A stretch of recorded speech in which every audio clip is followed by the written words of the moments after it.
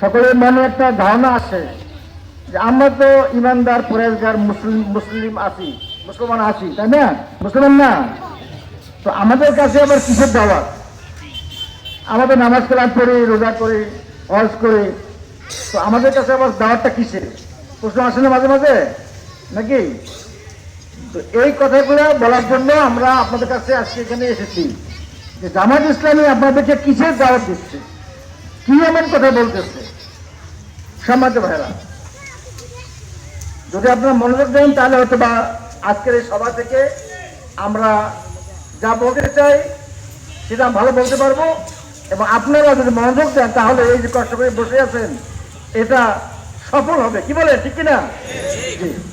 এজন্য এর মধ্যে বামপন্থী দল আছে, কমিউনিস্ট পার্টি আছে, নাকি সেকুলারপন্থী দল আছে, আবার ডানপন্থী দল আছে, আবার ইসলামপন্থী দল হিসেবে বাংলাদেশ জামাত ইসলামী আছে। তাহলে কি সবাই ধারণা যে অন্যান্য দলের মতো বাংলাদেশ জামাত ইসলামী একটা নিছক রাজনৈতিক দল, এটা অনেকেই মনে করে, কিন্তু আমরা বলি না, বাংলাদেশ জামাত ইসলামী শুধু একটি রাজনৈতিক দল না। বাংলাদেশ জামাত ইসলামী শুধু রাজনৈতিক দল না। আচ্ছা, আমি আপনাদেরকে প্রশ্ন করি, আমাদের রাসূল সাল্লাল্লাহু আলাইহি ওয়াসাল্লাম ইনি নবী ছিলেন, ছিলেন না? ছিলেন? রাসূল ছিলেন? ছিলেন। ইনি কি মদিনা রাষ্ট্রের প্রেসিডেন্ট ছিলেন? এটা আপনি জানেন কি? প্রেসিডেন্ট ছিলেন। শুধু প্রেসিডেন্ট না, ইনি একাধিক ক্রমে মদিনা রাষ্ট্রের ছিলেন প্রধান সেনাপতি, আবার ছিলেন মদিনা রাষ্ট্রের প্রধান বিচারপতি, ঠিক কিনা? মানে রাসূল সাল্লাল্লাহু আলাইহি ওয়াসাল্লাম শুধু ধর্মীয় ভাবে নবী ছিলেন না, ইনি মক্কা থেকে মদিনায় গিয়ে একটা ইসলামী রাষ্ট্র কায়েম করেছিলেন। সেই ইসলামী রাষ্ট্রে উনি ছিলেন প্রেসিডেন্ট, প্রধান সেনাপতি এবং প্রধান বিচারপতি, ঠিক তো? ঠিক। ওনার ইন্তেকালের পরে ওনার সবচেয়ে যে চারজন সাহাবী, ঘনিষ্ঠ সাহাবী ছিলেন, কি কি ছিলেন? হযরত আবু বকর, হযরত উমর, হযরত উসমান, হযরত আলী রাদিয়াল্লাহু আনহুম। এই চারজন কি খলিফা ছিলেন না? এই চারজন একাধিক ক্রমে 30-33 বছর ইসলামিক খেলাফত পরিচালনা করছেন, ঠিক ঠিক কিনা?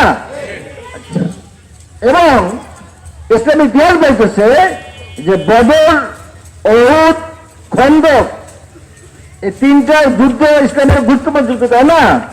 এই তিনটা যুদ্ধে যে সমস্ত সৈনিকরা, যে সমস্ত সাহাবে کرام রাসূল সাল্লাল্লাহু আলাইহি ওয়াসাল্লামের যুদ্ধে অংশগ্রহণ করেছিলেন, এই সকল সাহাবী ইসলামিক খেলাফতের কোন না কোন পর্যায়ে দায়িত্ব পালন করেছেন, ঠিক? তাহলে আমরা কি বুঝলাম? যে ইসলাম শুধু ধর্মীয় দিক নয়। রাসূল সাল্লাল্লাহু আলাইহি ওয়াসাল্লাম এবং সাহাবায়ে কেরাম শুধু নামাজ, রোজা, হজ, যাকাত করেননি, আল্লাহর খেলাফতের দায়িত্ব পালন করার জন্য যুদ্ধের মাধ্যমে যুদ্ধ করেছেন, রাষ্ট্র পরিচালনা করেছেন, বিচার করেছেন, সন্ধি করেছেন, মানুষের খেদমত করেছেন, ঠিক কিনা? এর প্রতিফলন দেখি আমরা কোরআনে। আপনারা দেখবেন, আপনারা জানেন যে পবিত্র কোরআনে কয়টা আয়াত আছে? কোরআনে 6600 বেশি আয়াত আছে, 6600 বেশি আয়াত আছে। আচ্ছা, এর মধ্যে থেকে নামাজ এবং রোজা সম্পর্কে কয়টা আয়াত আছে বলতে পারবেন? মাত্র 86টা। 86 স্থানে কোরআনের আল্লাহ রাব্বুল আলামিন 86টা আয়াতের মধ্যে নামাজ রোজার কথা বলেছেন। যদি আমরা নামাজ, রোজা, হজ, যাকাত এই সমস্ত ইবাদত কতটা আয়াতের মধ্যে বলা হয়েছে, হালাল হারাম সহ, এর সংখ্যা 200-300 বেশি হবে না। 200-300 বেশি হবে না। তাহলে পবিত্র কোরআনে যে এত ব্যাপক আয়াতগুলো আছে, সেই সমস্ত আয়াতে কি আলোচনা করা হয়েছে? এই সকল আয়াতে একটা ইসলামী সরকার পরিচালনা করার জন্য, মানুষের অধিকার আদায়ের জন্য যুগে যুগে বিভিন্ন নবী রাসূলগণ, বিভিন্ন বাদশাগণ কিভাবে শাসন পরিচালনা করছেন এই সম্পর্কে ধারণা দেওয়া হয়েছে, এই সম্পর্কে বর্ণনা দেওয়া হয়েছে। কি বুঝতে পারছেন? তাহলে রাসূল সাল্লাল্লাহু আলাইহি ওয়াসাল্লাম যে ইসলামী খেলাফত কায়েম করেছিলেন, সাহাবে কেরাম যে খালিফাতুর রাশেদা 33 বছর ইসলামী খেলাফত পরিচালনা করেছেন। সাহাবে কেরামের পরে আছে আমাদের উমাইয়া খেলাফত, চলছে প্রায় 120 বছর। এরপরে আছে আব্বাসী খেলাফত, এটা চলছে 700 বছরের বেশি।